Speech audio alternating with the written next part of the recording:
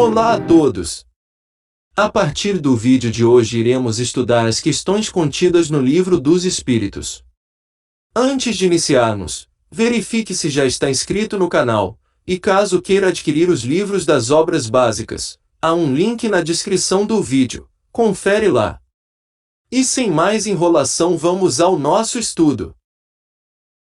Capítulo 1. Neste capítulo falaremos sobre Deus, e abordaremos os seguintes itens. Deus e o infinito.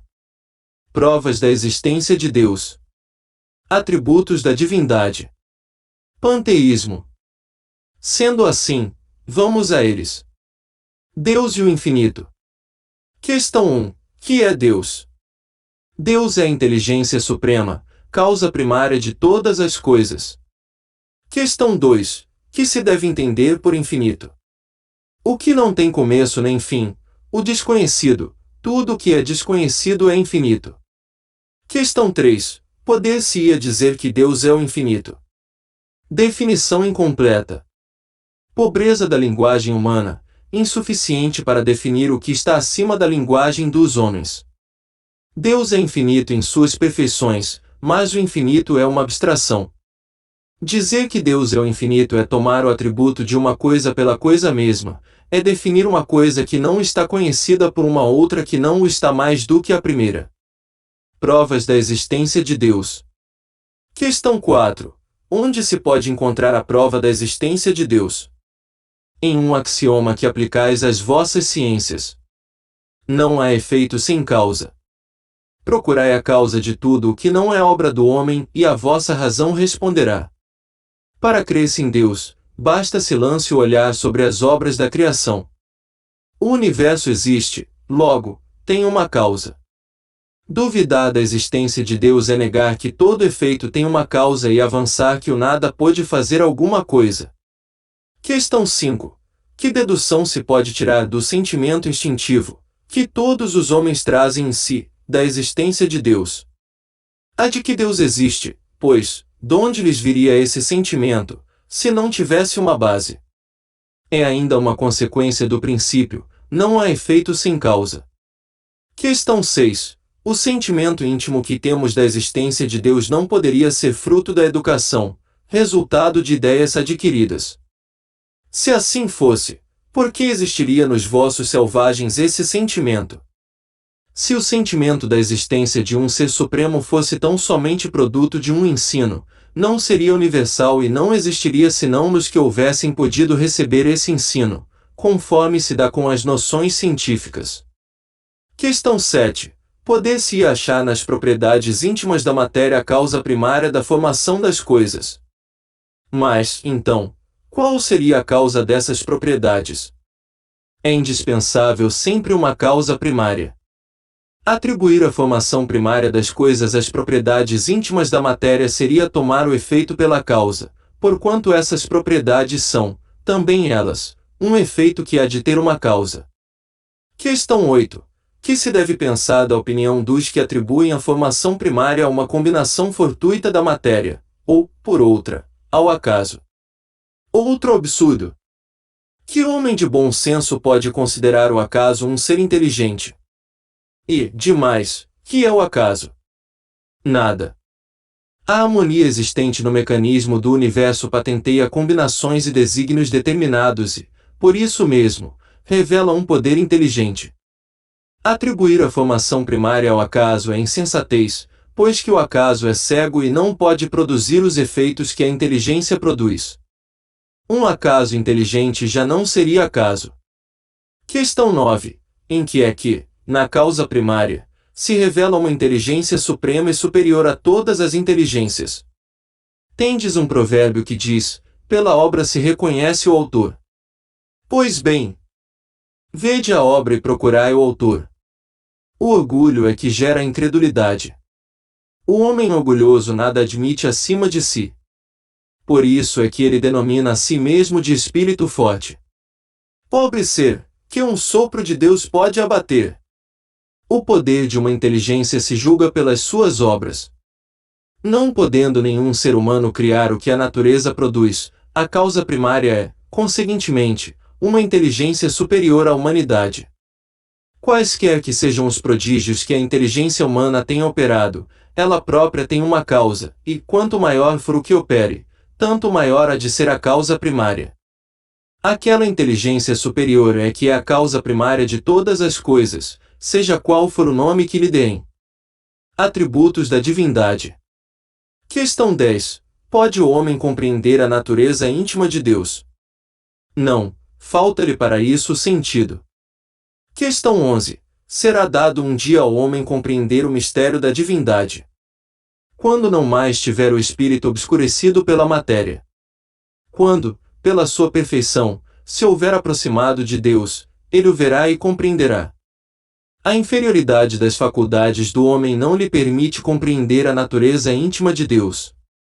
Na infância da humanidade, o homem o confunde muitas vezes com a criatura, cujas imperfeições lhe atribui, mas, à medida que nele se desenvolve o senso moral, seu pensamento penetra melhor no âmago das coisas, então, faz ideia mais justa da divindade, ainda que sempre incompleta, mas conforme a sã razão. Questão 12. Embora não possamos compreender a natureza íntima de Deus, podemos formar ideia de algumas de suas perfeições. De algumas, sim. O homem as compreende melhor à medida que se eleva acima da matéria. Entrevê-as pelo pensamento. Questão 13. Quando dizemos que Deus é eterno, infinito, imutável, imaterial, único, onipotente, soberanamente justo e bom, temos ideia completa de seus atributos. Do vosso ponto de vista, sim, porque credes abranger tudo. Sabei, porém, que há coisas que estão acima da inteligência do homem mais inteligente, as quais a vossa linguagem, restrita às vossas ideias e sensações, não tem meios de exprimir. A razão, com efeito, vos diz que Deus deve possuir em grau supremo essas perfeições, porquanto, se uma lhe faltasse, ou não fosse infinita, já ele não seria superior a tudo, não seria, por conseguinte, Deus. Para estar acima de todas as coisas, Deus tem que se achar isento de qualquer vicissitude e de qualquer das imperfeições que a imaginação possa conceber. Deus é eterno. Se tivesse tido princípio, teria saído do nada, ou, então, também teria sido criado, por um ser anterior. É assim que, pouco a pouco, remontamos ao infinito e à eternidade. É imutável. Se estivesse sujeito a mudanças, as leis que regem o universo nenhuma estabilidade teriam. É imaterial, quer isto dizer que a sua natureza difere de tudo o que chamamos matéria. De outro modo, ele não seria imutável, porque estaria sujeito às transformações da matéria. É único. Se muitos deuses houvesse, não haveria unidade de vistas, nem unidade de poder na ordenação do universo. É onipotente. Ele o é, porque é único. Se não dispusesse do soberano poder, algo haveria mais poderoso ou tão poderoso quanto ele, que então não teria feito todas as coisas. As que não houvesse feito seriam obra de outro Deus. É soberanamente justo e bom. A sabedoria providencial das leis divinas se revela, assim nas mais pequeninas coisas, como nas maiores, e essa sabedoria não permite se duvide nem da justiça nem da bondade de Deus. Panteísmo. Questão 14. Deus é um ser distinto, ou será, como opinam alguns, a resultante de todas as forças e de todas as inteligências do universo reunidas? Se fosse assim, Deus não existiria, porquanto seria efeito e não causa. Ele não pode ser ao mesmo tempo uma e outra coisa. Deus existe, disso não podeis duvidar, e é o essencial. Crede-me, não vades além. Não vos percais num labirinto donde não lograríeis sair. Isso não vos tornaria melhores, antes um pouco mais orgulhosos, pois que acreditaríeis saber, quando na realidade nada saberíeis. Deixai, conseguintemente, de lado todos esses sistemas, tendes bastantes coisas que vos tocam mais de perto, a começar por vós mesmos. Estudai as vossas próprias imperfeições, a fim de vos libertardes delas, o que será mais útil do que pretenderdes penetrar no que é impenetrável. Questão 15. Que se deve pensar da opinião segundo a qual todos os corpos da natureza, todos os seres, todos os globos do universo seriam partes da divindade e constituiriam, em conjunto, a própria divindade, ou, por outra, que se deve pensar da doutrina panteísta. Não podendo fazer-se Deus, o homem quer ao menos ser uma parte de Deus. Questão 16. Pretendem os que professam esta doutrina achar nela a demonstração de alguns dos atributos de Deus.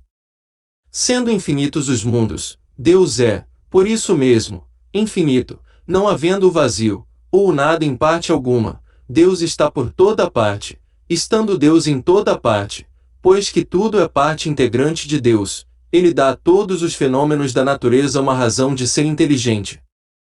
Que se pode opor a este raciocínio? A razão. Reflete maduramente e não vos será difícil reconhecer o absurdo.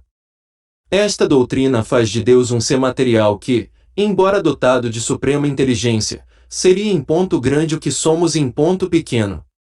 Ora, transformando-se a matéria incessantemente, Deus, se fosse assim, nenhuma estabilidade teria, achar-se-ia sujeito a todas as vicissitudes, mesmo a todas as necessidades da humanidade, faltar-lhe-ia um dos atributos essenciais da divindade, a imutabilidade. Não se podem aliar as propriedades da matéria à ideia de Deus, sem que ele fique rebaixado ante a nossa compreensão e não haverá sutilezas de sofismas que cheguem a resolver o problema da sua natureza íntima. Não sabemos tudo o que ele é, mas sabemos o que ele não pode deixar de ser, e o sistema de que tratamos está em contradição com as suas mais essenciais propriedades. Ele confunde o Criador com a criatura, exatamente como faria quem pretendesse que engenhosa máquina fosse parte integrante do mecânico que a imaginou. A inteligência de Deus se revela em suas obras como a de um pintor no seu quadro, mas as obras de Deus não são o próprio Deus, como o quadro não é o pintor que o concebeu e executou. Chegamos ao fim do capítulo 1. Obrigado por nos assistirem, deixem seu like, e não esqueçam de verificar se você já se inscreveu em nosso canal. Nos vemos no próximo vídeo, até lá!